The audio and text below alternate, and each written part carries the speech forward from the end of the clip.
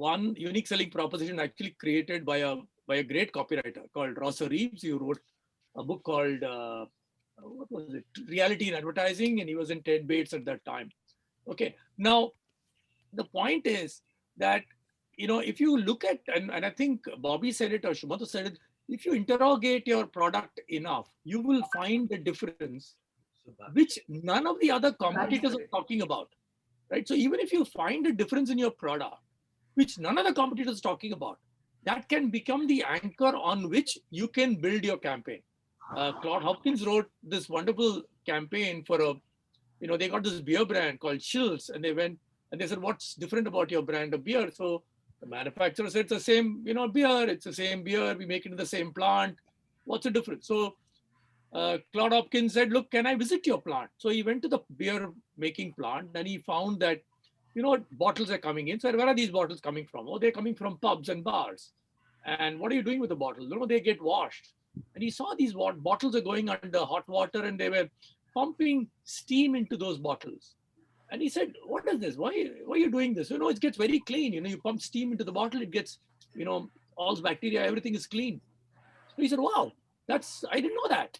So they said, "Look, but all beer companies do that." I said, "But I didn't know that." So he actually did a campaign for Shields, which said that our bottles are washed in steam, right? And Shields went on to become the second largest selling beer brand in America. Okay, so all I'm saying is, while today we have same selling proposition, Bobby said, right, there are no real unique products, but still you can find something about your brand and then make a mountain out of molehill. Recently, Sebamed has done that, right? They've taken this pH, 5.5 pH, and they've created a huge drama around that. I mean, like this, if you dig deeper and deeper into your product or your service, you can still find a difference, and you can still make an arresting campaign based on that. Of course, you can There is also, a, yeah, if I Subhash. can Go add ahead, something, Subhash. one of the most brilliant planners I've ever worked with used to be the global head of planning at BBH. His name is Nick Kendall. He's the man behind Keep Walking, and those kind of briefs he's written. And I remember Nick holding a workshop for us in terms of where do you find this insight? Where do you find this differentiating space or something that will excite a creative person to magnify, like you point out, right? And he's got this chart, which I still have. Of course, now we're working from home, but in my office, I have it right in front of me. It's called the Rings of Truth. Hmm. All right. And he says there can be many rings. You have to find out which truth works for you the best. As Ambi just talked about, there may be a product truth that you can actually, nobody knows about or heard about, which you can amplify. There could be a consumer truth, something that is in Yeah. the inside that can open up. There could be a societal truth.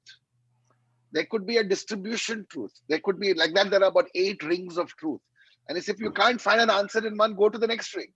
Go to the next ring. Go to the next ring. Go to the next ring. You will find a truth that you can actually create a great ad out of. It just needs rigor and discipline and hard work, right? I remember, if I can give an example of, I was working at that time on the Lee Jeans brand, and Lee Jeans was one of the last in India to come out with wrinkle-free trousers. They were always into blue jeans, but this time they were launching wrinkle-free chinos, right? By that time, every company had wrinkle-free chinos in the market already. And how do you differentiate one wrinkle-free trouser to another wrinkle-free trouser? Hmm. It's the same technology, right? Hmm. And we kept asking. We even went through spoke to their R&D, EAO and all, but we didn't find any product truth that could help differentiate a Lee this thing. And I remember Alok was again the creative director, and Alok kept pushing back. No, you need to give me something that I can make out of, right? And the moment of madness happened in the night for me when I said, we've been struggling too long looking at the product, guys, right? Let's look at the consumer. Let's think of what about the consumer we can use to create a differentiated brand. So as Bobby said, if you're going to tell me the same thing, tell it to me in a manner which is unexpected and I enjoy and entertain, right? And next morning I came to office and I wrote down 2 lines as 2 briefs. And I went to Alok and I said, this person we are talking to is 18-year-old, Lee Jeans target audience, maybe at best 20-year-old, right? And Here is a beautiful, and the research showed, whatever work that we had done with this target audience, they were actually far more optimistic as a youth than perhaps we were when we were in the same age group, right? We were worried about where we will get our next job, etc., etc. These kids were fantastically optimistic. They believed that life is going to happen. Something or the other good is going to happen. And I said, they are an optimistic bunch. And I wrote down 2 lines, right? And their attitude was, adults don't get us, but I'm happy because I know I'm going to go places. My father doesn't understand me, but I'm going to go places. I wrote down 2 lines as a kind of a creative expression of the brief, right? It's not one. I wrote Lee uncrushed. The technology is wrinkle free, but uncrushed is the attitude of the audience. Very nice, right? Very nice. And the second one I wrote was wrinkles are for grandparents.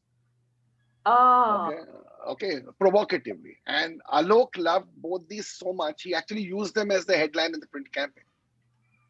He said, this gives me a starting point. And the entire photography, I think it was done by Atul Kasbekar or one of them. The entire photography of, it's all about look and feel when you buy a pair of trousers or jeans, right? Was so youth, was so in your face attitude. It just captured the world of the brand and differentiated it from all the other wrinkle-free trouser ads that we had seen. While there was no differentiation. Beautiful example, Subhash. That was a lovely story.